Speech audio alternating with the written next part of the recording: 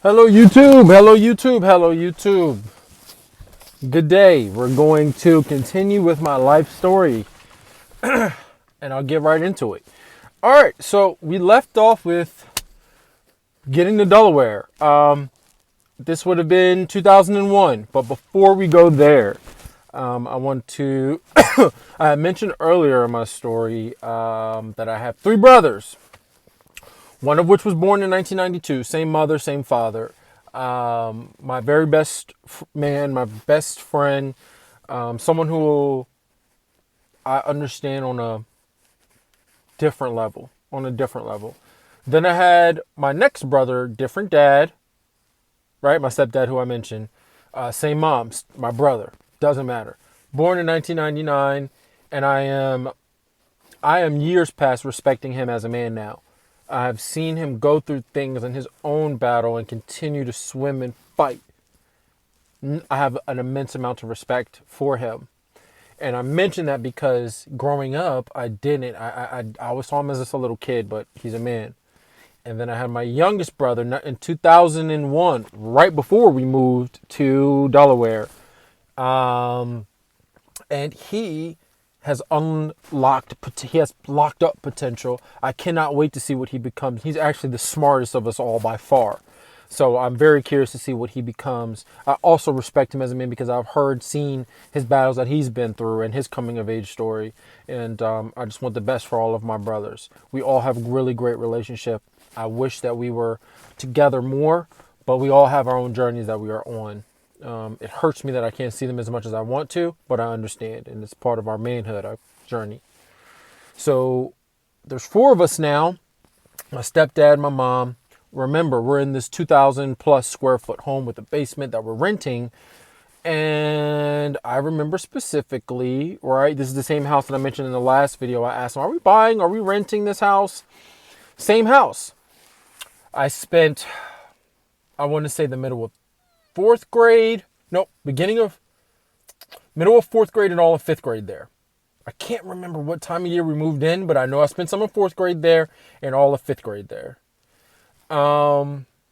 Which was new, right? It was a level of stability. I had been in a house for more than one school year. You know what I mean? I really hadn't experienced that before. So I was bonding. I was learning the neighborhood. And remember, Prince George's County, all black. Even though it's suburban, it's all black. It's going to make sense. My dad, one day, mom and dad called me, we're moving to Delaware. Now, what I'll preface is that I spent a lot of time in Delaware in the summers and on the weekends. While my mom was single, we spent a lot of time in Delaware with my grandparents. And I got the vibe of Delaware, and it was country. I was like, Delaware's country. But I was excited because I knew that there would be a lot of different type of people. I knew it would be white people there. And I was curious to see, are white people like they are on TV? Growing up, I watched a lot of TV.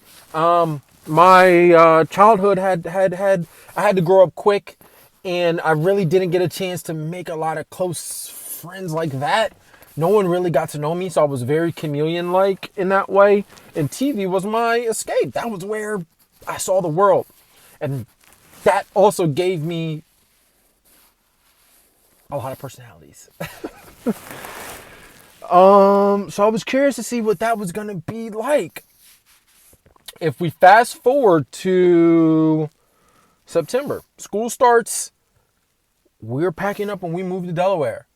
And we're living at my grandparents' house. A lot there. When I look back on it, I realize how fucking crazy it was. But as a kid, you just go through it. So my first day of school, 6th grade in Delaware, was the day before 9/11. The second day of school was 9/11. So I'll never forget that. And as I started to get into Delaware, 6th grade goes through, and it was an interesting time. I'm trying to figure out, where does my blackness fit in here? Because there are black people in Dover. There are a lot of black people, but they're not like black people in Maryland. It's a different mindset. It's kind of like behind a little bit. It was something I was not used to, so I did not know how to navigate that. And I knew it wasn't really me. 7th grade rolls around. Apparently, I state test into a higher academic track. which meant I was around barely any black people in 7th grade, and I fucking hated it. I really mentally struggled trying to figure out how to culturally make sense of this shit. And academically, I was okay. But more culturally, I was very concerned with how the fuck do I not know any of this stuff. I don't know who the Beatles really are. I don't know about Monty Python. I don't know about stocks. I don't know about M. Night Shyamalan books and movies and shit. There was a lot that I had to catch up on, and I did. I remember I spent... So 8th grade, 7th grade ends, and I got whited out.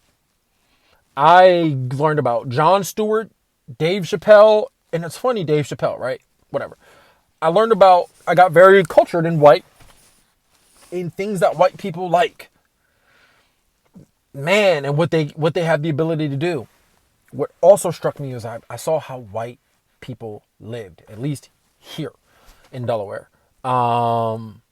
Not all. And that is a super generalizing statement. Anybody who watches this, who knows me, come on. You know I'm not a racist person. Anyone who does watch this and doesn't know me, I'm not a racist person at all.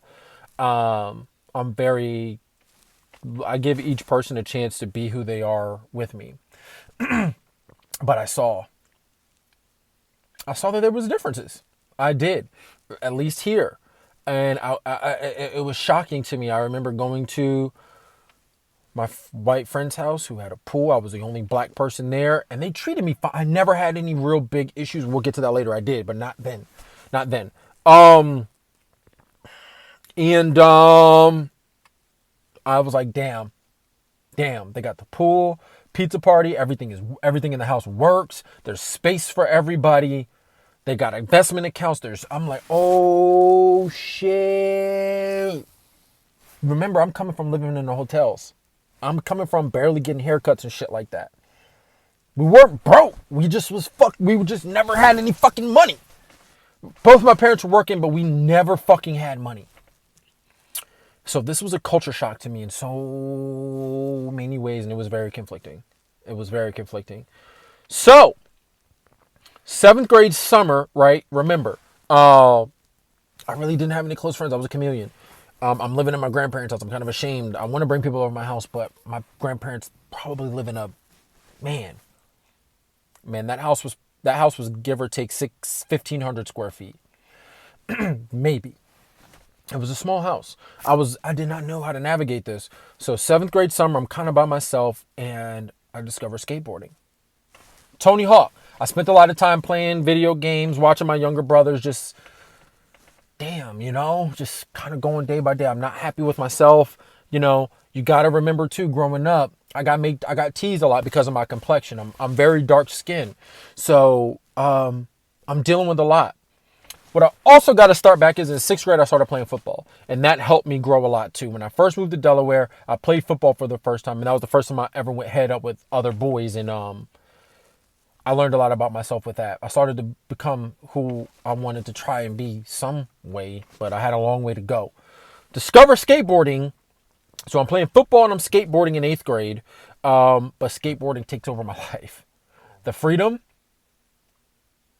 of creativity, the freedom and the lifestyle, it sucked me in. And skateboarding to this day, I give credit to the skater lifestyle, the skater mindset, the skater fashion, just the skater way of life. Skateboarding way of life is I carry that ethos with me to this day. I don't follow rules. I resent rules. I love to be creative. I love to do something different every day, and I need that freedom, right? So I start skateboarding. I was the only black skateboarder at my school, and I did not care. I loved it, right? I had fun. I'm sure there are people who talked behind my back. I did not give a damn. I loved it. I quit football, and I was a promising football player too. I quit, and I was a skater for about 2 years, right? From summer of 8th grade, summer going into 8th grade to about summer going into 10th grade. I did nothing but skateboard and hang with my friends, and I learned a lot about people. I learned a lot about people. Skateboarding, I really wish I could lament so much more about what I learned about myself and other people and my identity with skateboarding because it was such a big part of my life. It was literally my first passion and my first love. So I will always love skateboarding, and I thought it was so fly and so fresh.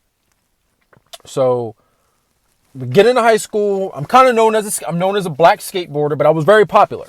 I was very popular. Why was I popular? Because I was whoever you wanted me to be. I was a chameleon in high school. When I hung out with my black friends, I was black. When I hung out with my white friends, I acted white. When I was with my skater friends, I was me, but I was most me with my skateboarding friends. But they started to show a little bit of signs of racial insensitivity, and that started to bother me a little bit. A couple of N-words thrown around, a couple of racial jokes thrown around here and there, and I started to feel a little bit cornered. Like, all right, I'm the only black person in some of these situations, and some of the things that are being said, I don't like them. I don't like what's happening. So I kind of pulled back on that and kind of dived headfirst into the party scene.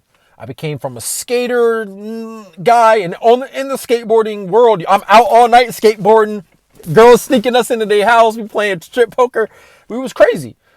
But that transitioned into the nightlife, right? I became kind of like my school's Diddy. I became like the Diddy of my school. And that right now, if you're watching this after 2023, no, I wasn't sexually assaulting anybody, but I was known as that guy. Friday, 3 o'clock, school just ended. I'm getting a flood of text messages. Guys, girls, people from the school across town, the other high school. Bro, where the party at? Where the party at? I was the man. I was very, very popular. I was homecoming court, freshman year, sophomore year, homecoming court, senior year, didn't win homecoming court, didn't care. I was very, very popular in high school, but again, I was a chameleon. And I remember thinking to myself in high school a lot of times, like, man, who the fuck am I? Like, who am I? I had expensive clothes. My mom made sure I had expensive clothes. You know what I'm saying? I had a convertible as my first car in high school. I was like a goddamn superstar. And anybody who went to high school with me fucking knows I'm not exaggerating. I was extremely popular. To the point of almost like girls screaming when they saw me. I would walk into a party and they'd be like, oh my God, Bert's here. It would be a flood of them. I was very popular. And I wasn't even quite sure how to deal with that shit. Also in high school was the first time I tried drugs. I smoked weed for the first time at 14. Thought it was pretty cool. I did cocaine for the first time at probably 16 and knew that that was a drug for me. I fucking loved cocaine. I loved cocaine, but I could not afford it. I was in fucking high school. None of us could. We'd probably have to string 5 of us together to get a gram. But it was the first time I tried it and I never forgot it. So junior year rolls around and I'm trying to get serious about my life, kinda. I'm seeing some of my other white friends, remember who I met in 7th grade, I'm starting to see them excel. And I'm not. What I also will mention is right before high school, we moved into our own house. We still rented it, but it was our own. But I fucking hated this fucking house. Oh my God. I was so grateful we had our own house, but I fucking hated this house. I never liked that fucking house till the day we left. And we're going to get into that in my next story.